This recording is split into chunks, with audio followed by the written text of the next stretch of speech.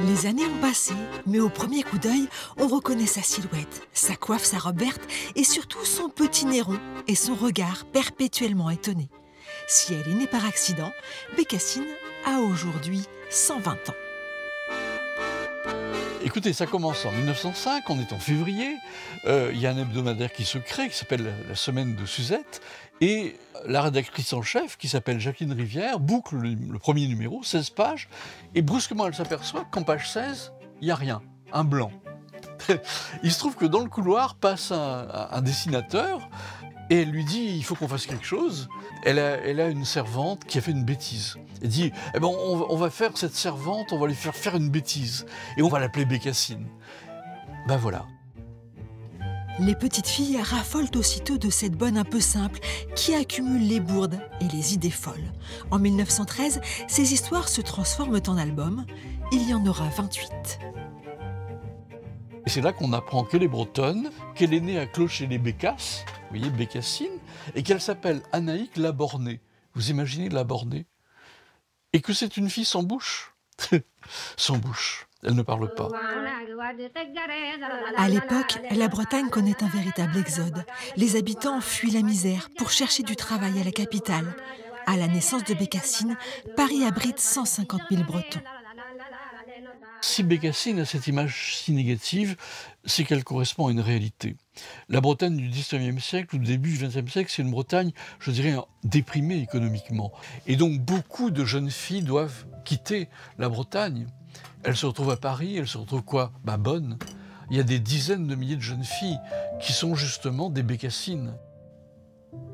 À Quimper ou à Landerneau, on sait que les petites bonnes bretonnes ont la cote auprès des riches parisiennes. L'abbé de Versailles l'a même écrit, noir sur blanc. Les jeunes filles bretonnes peuvent se placer facilement, car la Bretagne reste aux yeux du monde la terre classique de la probité et de la foi.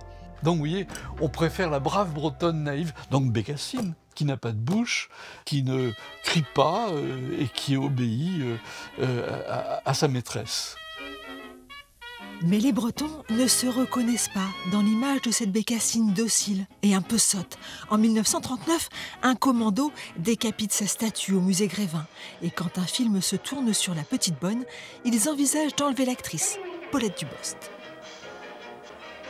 On cassait les caméras, on se faisait, mais alors vraiment copieusement engueuler partout où on allait. Il y a eu des articles d'ailleurs dans la presse régionaliste s'indignant contre justement cette vision d'une bretonne naïve, mal dégourdie, inférieure par rapport entre guillemets aux Parisiens. Les Bretons boudent donc cette ravissante idiote quand, en 1981, l'affichiste Alain Le Kernec décide que non, Bécassine n'a pas les deux pieds dans le même sabot. Et pour le faire savoir, il la redessine avec une bouche, des seins et le poing levé.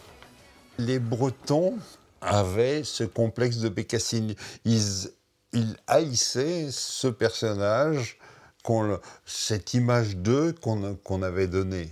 Et donc, ils voulaient faire en sorte qu'elle n'existe pas. Je dis, mais il ne faut pas en avoir honte, il faut au contraire la revendiquer. Et si on la revendique, c'est ceux qui plaisantent qui ont l'air bêtes. Voilà, c'est celui qui dit qu'il est. Voilà. Et une grande phrase philosophique.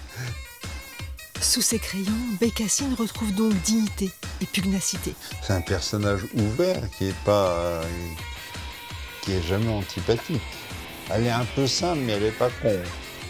Quelques années plus tard, pour l'anniversaire de la marée noire de la Moco Cadiz, le dessinateur esquisse à nouveau le visage de la petite bonne bretonne, souillée et enragée.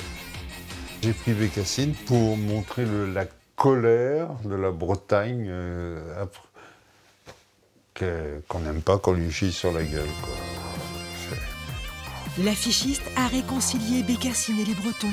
La colère s'est estompée, sur elle comme sur la région. Les regards ont changé. Il y a eu un renversement d'image. Le breton, c'est plus le plouc, le breton, maintenant il est fier d'être breton. Et puis Bécassine est le premier personnage féminin de bande dessinée, pas si mal pour une petite bretonne pas très dégourdie.